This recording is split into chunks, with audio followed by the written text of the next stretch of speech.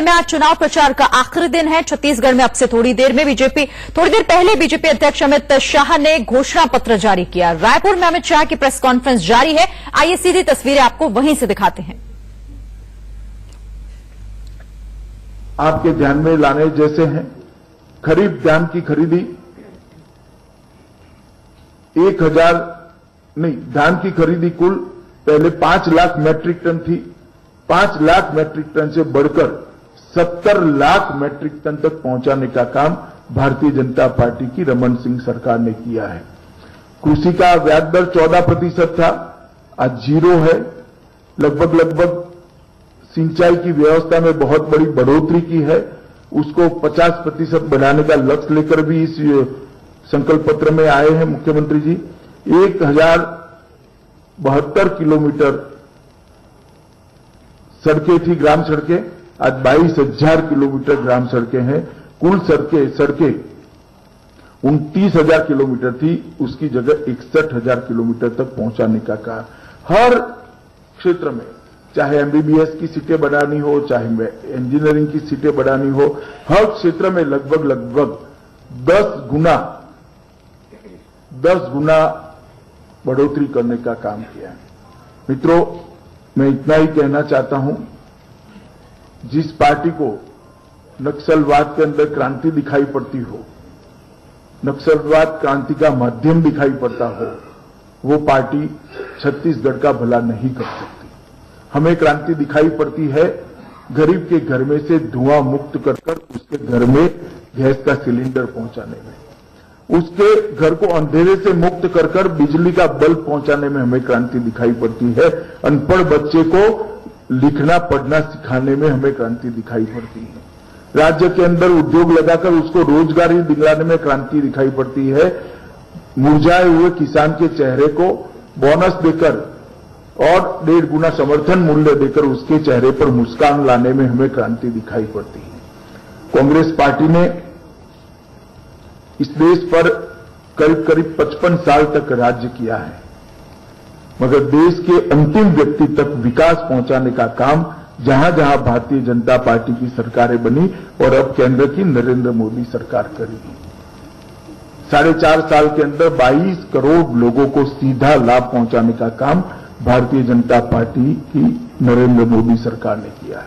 और रमन सिंह जी ने यहां पर विकास के सारे रिकॉर्ड तोड़ते हुए आगे बढ़ने का काम किया है। हजारों लोगों से संपर्क किया गया है, छत्तीसगढ़ के बुद्धिजीवियों से संपर्क किया है।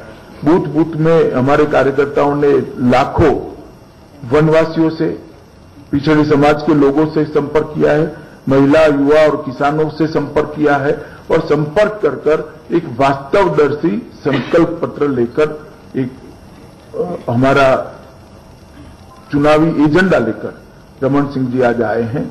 मैं मानता हूं कि इनका रिकॉर्ड है कि तीनों चुनाव में उन्होंने जो किया है, कहा है, वो उन्होंने किया है।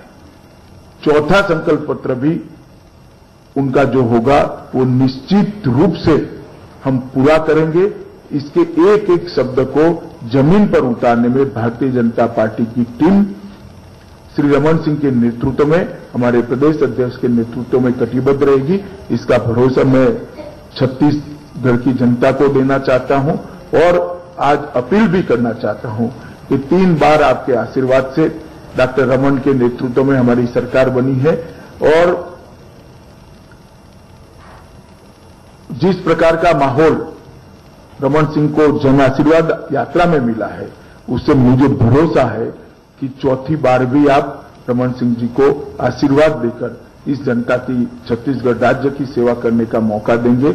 और रमन सिंह जी ने भी जिस प्रकार से अब तक छत्तीसगढ़ को आगे बढ़ाने में कोई कसर नहीं छोड़ी है, अगले 5 साल भी मोदी जी के नेतृत्व में छत्तीसगढ़ को बीमारू से विकसित बनाने के बाद अब समृद्ध बनाने की दिशा में आगे ले जाएंगे। एक समृद्ध छत्तीसगढ़, नवा छत्तीसगढ़ की दिशा में रमन सिंह जी की सरकार आगे बढ़ेगी, इसका मुझे भरोसा है। तो अटल संकल्प पत्र नाम से बीजेपी ने अपना घोषणा पत्र जारी कर दिया है और आपको बता दें कि इससे पहले कांग्रेस ने भी मध्य प्रदेश में घोषणा पत्र जारी किया। कांग्रेस ने अपने घोषणा पत्र को वचन पत्र नाम दिया है। आपको बताते हैं कि कांग्रेस के इस घोषणा पत्र की बड़ी बातें आखिर क्या क्या हैं। तो कांग्रेस के वचन पत्र में हर परिवार के बेरोजगार सदस्य को 10,000 देने का वादा है। प्रदेश में सरकार बनने पर एलपीजी सिलेंडर सस्ता कर दिया जाएगा। हर जिले में 10वीं के 10 टॉपर को लैपटॉप दिए जाएंगे। ये भी वादा इस वचन पत्र में किया गया है। मध्य प्रदेश में जारी किया है आज कांग्रेस ने। हर जिले में 12वीं के 10 टॉपर को 2 पहिया वाहन दिया जाएगा।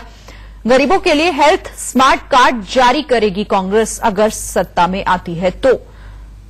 60 साल से ज्यादा उम्र के बुजुर्ग को 1,000 रुपए पेंशन की बात भी कांग्रेस ने कही। और इसके अलावा आईआईटी, आईआईएम में चुने हुए बच्चों की पूरी फीस सरकार देगी।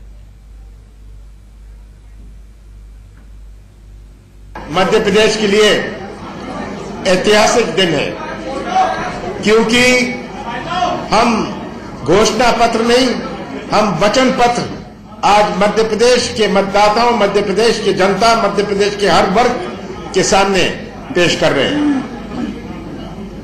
इतिहास में ऐसे कभी नहीं हुआ कि जहां एक वर्ग, हर वर्ग परेशान है।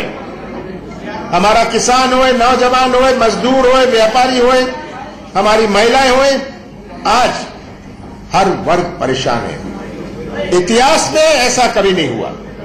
और हमारे वचन पत्र में हमने सबसे चर्चा करके, ये वचन पत्र हमारे कार्यालय में नहीं बना, ये वचन पत्र सड़कों में, खेत में, पीड़ित नौजवानों से चर्चा करके, व्यापारियों से चर्चा करके हमने ये वचन पत्र बनाया है। पिछले 15 सालों से भारतीय जनता पार्टी ने जो घोषणा पत्र जनता को दिया था, यह साबित हो गया कि ये जुमला पत्र था। भारतीय जनता पार्टी ने 15 साल जनता को जुमला पत्र पेश किया है। और मध्य प्रदेश और अब राहुल गांधी की भी बात कर लेते हैं। घोषणा पत्र की आपने बातें सुनी, क्या बड़ी बातें थी, लेकिन राहुल गांधी आज गुरुद्वारा पहुंचे थे और वहां पहुंचकर उन्होंने मत्था टेका है। 2 तस्वीरें आपको दिखा रहे हैं। राहुल गांधी किस तरह से अब गुरुद्वारे में भी पहुंचे और वहां पर उन्होंने मत्था टेका, आशीर्वाद लिया। राजनांदगांव के गुरुद्वारे में पहुंचे थे राहुल गांधी और यहां पर उन्होंने गुरुद्वारे में मत्था टेका। और दूसरी तस्वीर भी आपको दिखा रहे हैं, जब एक बच्चे को अपनी गोद में उठाए राहुल गांधी दिख रहे हैं। लोगों के बीच वो थे, वहीं आसपास एक बच्ची थी जिसे उन्होंने दूसरे की गोद से अपने गोद में लिया और फिर कुछ दूर तक उस बच्ची को गोद में उठाकर चले भी। तो राजनांदगांव में आपको बता दें कि आज पहले चरण के लिए जो चुनाव प्रचार का आखिरी दिन है छत्तीसगढ़ में, और ऐसे में ताबड़तोड़ रैलियां कांग्रेस और बीजेपी की तरफ से हो रही हैं। और राहुल गांधी भी चुनाव प्रचार के लिए छत्तीसगढ़ के दौरे पर, और इस दौरान राजनांदगांव में वो एक गुरुद्वारे में पहुंचे और फिर वहां से जो तस्वीरें सामने आई वो इस वक्त हम आपको दिखा रहे हैं।